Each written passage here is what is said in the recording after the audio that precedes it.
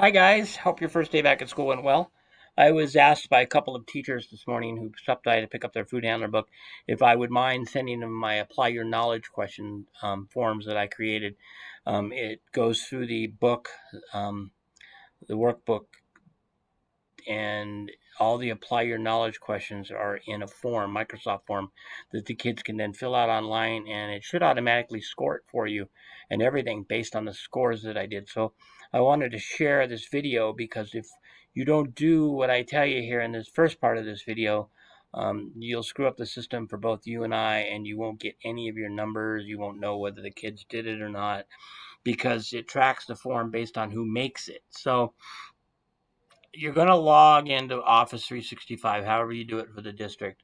Um, and you're going to find there's a link will automatically take you in there. But under Forms, it'll be under the Shared with Me column. I don't have that particular form here because it's not one I've shared, but I've got the Academy Restaurant one. I'm going to show you that. As you hover over it, there's those three buttons. What I can't remember. They has a name for them, but those three little dots up above, if you right click or left click on those buttons, it's going to offer you to copy it. So once you get the form, you want to copy it to yourself, because imagine if 10 of us teachers are using this, it's going to be crazy when you look at the responses. Chef Wilhelm and I ran into that problem once before doing that with a food handler quiz. I think I did. We ran into some problems, so I wanted to tell you to do that. As I copied it, it's now my form. So once you copy it, it becomes yours. So that's what I recommend you do. So now I'm going to show you these forms real quick, and I called them FH3AK at Food Handler 2 AK to Apply Your Knowledge, Food Handler 1. So I'm going to click on Food Handler 1. So this is the form. Now I have the question and I have the answer, and you see I've check mark the correct answer, and then I've given it a random. You have to double click on it to see it, I think. There you go. I've given it a point thing. Basically, if there was one correct answer, I gave it one. If there was one of these down here further that had more than one answer, this one, for example, has three answers. So it's going to be worth, when I click on it, come on, don't prove me a liar, thank you. It's going to be worth 3 points. So anytime there was a correct answer, I made it worth a point. So that's kind of how that was. You can change those points around as you see fit. You can do any of that you want. So I have the kids doing that. I don't have any questions where what's your kid's name or anything like that, because when I get the responses, it's going to show me that.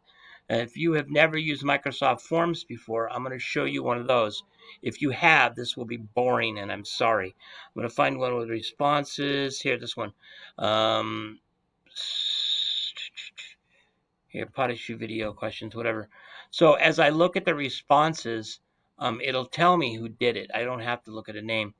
But if I open it up in Excel, it opens up down here. You see an Excel spreadsheet. I open that up, and it breaks them down, and the name is right here. And then it puts in their name as well. So if you ask for their name, you're going to get their name twice. If you didn't ask for their name, you're going to get it anyway. It's going to list it right here, the student's name. Okay, so you're good that way. All right, so now you know how to copy that over. Now you know what that form particularly looks like. And that when you copied it from the shared with me, it will show up as one of your forms, as it'll be your very own form. And then you can take that, and this is what this is what I did with mine. I'm doing it in OneNote. So I have it in OneNote. Let me show you my food handler module. I broke it up into 3 sections, and this is the quiz thing here. So what you do with it, if you want to do that, is you go back to the form, you click on the form. I'll use FH3 for example. Over here it says share. You click on share. You copy that link right there. You go to where you want to put it. So I'm going to go to this page because I can delete it. I'm going to put it underneath this link. Okay, there. I'm going to click Control V, or I think I can right click and paste as well. so you can see the paste. Boom, there's that link. And this one's actually going to load it. I didn't like when it did that. I didn't want it to do that. So I tried to make sure it didn't when I did it before, and made sure I only did the link. So in that case, just back up and the link is there. What happens is when you hit enter, when I hit enter, it did that. So when I backed up, it took that away. Okay. I hope that helps. Let me know if you have any questions or problems with this. But other than that, oops, I clicked on the link and it's going to load. I didn't want to do that. Other than that, if you want to know how to do little short videos all of your own, I am using Screencast-O-Matic, which is right here. It's free.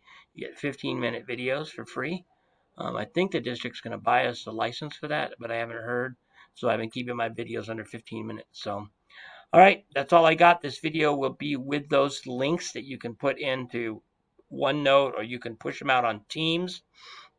I will have, I'm not doing a lot of teacher videos, but if you guys have questions on how to push it out on Teams, let me know, and I'll be more than happy to push it out and help you guys any way I can. All right, have a great rest of your day, and we'll see you soon. Haven't picked up your food handler book yet? Pick it up, or tell me how to get it to you. Yes, Barbara, I'm sending you yours. Okay, bye.